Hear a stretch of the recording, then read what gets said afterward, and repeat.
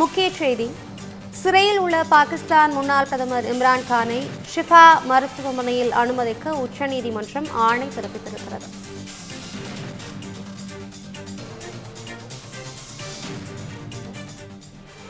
கடுமையான உடல்நல பாதிப்புகளை சந்தித்து வரும் நிலையில் இம்ரான் கானை 48 மணி நேரத்திற்குள் மருத்துவமனைக்கு மாற்ற உத்தரவானது பிறப்பிக்கப்பட்டிருக்கிறது. பாகிஸ்தான் அரசின் ஆட்சேபனைகளை நிராகரித்த உச்சநீதிமன்றம் செப்டம்பர் 16 வரை ஷிஃபா மருத்துவமனையில் இம்ரானுக்கு சிகிச்சை அளிக்க ஆணை பிறப்பிக்கப்பட்டிருக்கிறது. இம்ரான்கானின் மருத்துவர் மற்றும் அவரது சகோதரி டாக்டர் அலிமா கான் அடங்கிய மருத்துவ குழுவை அமைக்க உச்சநீதிமன்றம் ஆணை பிறப்பித்திருக்கிறது. இது குறித்த கூடுதல் விவரங்களோடு இணைகிறார் நமது மூத்த துணை ஆசிரியர் ஜோ மகேஸ்வரன். விவரங்களை வழங்கலாம். அபிராமி, பாகிஸ்தானுடைய முன்னாள் பிரதமர், பாகிஸ்தானுடைய கிரிக்கெட் அணிக்கு உலக கோப்பையை பெற்று தந்தவர் இம்ரான் கான்.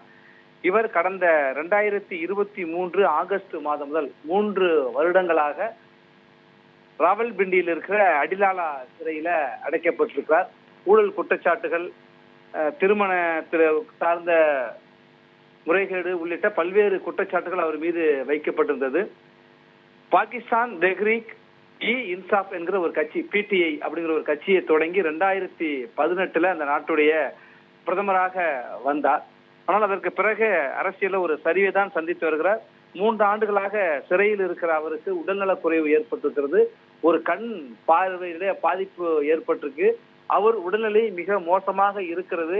இன்னும் சில நேரங்கள்ல அவர் உயிரோடு தான் இருக்கிறாரா இல்லையா என்கிற கேள்விகளும் வதந்திகளும் பாகிஸ்தான்ல அடிக்கடி வந்துகிட்டே இருந்த ஒரு சூழல்ல தான் இது குறித்த ஒரு வழக்குல பாகிஸ்தானுடைய உச்ச நீதிமன்றம் உடனடியாக 48 மணி நேரத்திற்குள் அவரை ஷிஃபாங்கிற ஒரு சர்வதேச மருத்துவமனையில, தனியார் மருத்துவமனையில அனுமதிச்சு சிகிச்சை கொடுக்கணும். செப்டம்பர் 16 வரை அந்த அவருக்கு சிகிச்சை அளிக்கப்படும். அவருக்கு சிகிச்சை அளிக்கின்ற பொழுது அவருடைய தனி மருத்துவரும் சகோதரியுமான அலிமா கான் உள்ளிட்ட மருத்துவ குழுவுடைய ஆய்வுக்கு அவர் உட்படுத்தப்படுவார். அவருடைய பார்வையில கண்காணிப்புல தான் அவர் இருப்பார் என்று தெரிவிச்சிருக்காங்க.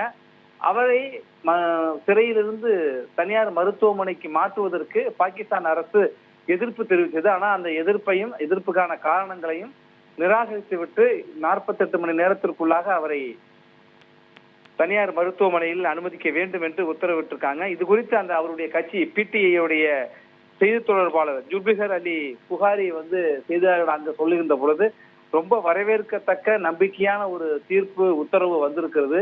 இந்த உத்தரவு இன்னும் கொஞ்சம் முன்னாடியே வந்திருந்தா அவருடைய உடல்நலன் இவ்வளவு மோசமாக பாதிக்கப்பட்டிருக்காது, கண் பார்வையும் இவ்வளவு மோசமாக பாதிக்கப்பட்டிருக்காது என்று சொல்லியிருக்காங்க. அவருடைய கட்சியை பொறுத்த வரைக்கும் அவர் ஊழல்ல சிறையில் அடைக்கப்பட்ட போது கடைசியா நடந்த தேர்தலில் அவர் கட்சிக்கு அங்கீகாரமும் பறிக்கப்பட்டு வேட்பாளர்கள்லாம் சுயேட்சை சின்னத்தெல்லாம் நிக்கிற மாதிரி நிலைமையெல்லாம் ஏற்பட்டது. அரசியல் ரீதியா பெரும் பின்னடைவை சந்தித்த அவர் சிறையில் அடைக்கப்பட்டு உடல்நலக்குறைவும் ஏற்பட்டு அவருடைய கட்சியினரும் அவருடைய ஆதரவாளர்களும் மிகுந்த கவலையில அதிருப்தியில் இருந்தாங்க. பாகிஸ்தான் அரசு மீது கடுமையான குற்றச்சாட்டுகளை எல்லாம் முன்வைத்திருந்தாங்க. அவருக்கு அளிக்கப்பட்டிருக்கிற தண்டனைக்கு மேல்முறையீடு செய்யப்பட்டிருக்கு. மேல்முறையீடான இறுதி தீர்ப்பு இன்னும் வரலனாலும் கூட சிறையில் அவர் சித்திரவதை செய்யப்படுறாரு, ஒரு கொடுமைக்கு ஆளாக்கப்பட்டிருக்காரு எல்லாம் அவருடைய கட்சிக்காரங்க சொன்னாங்க. இந்த சூழல்ல பாகிஸ்தானுடைய உச்ச நீதிமன்றம் அவரை தனியார் மருத்துவமனையில உடனடியாக அனுமதிக்க உத்தரவிட்டிருக்காங்க. தகவல்களை வழங்கியமைக்கு நன்றி ஜோ மகேஸ்வரன்.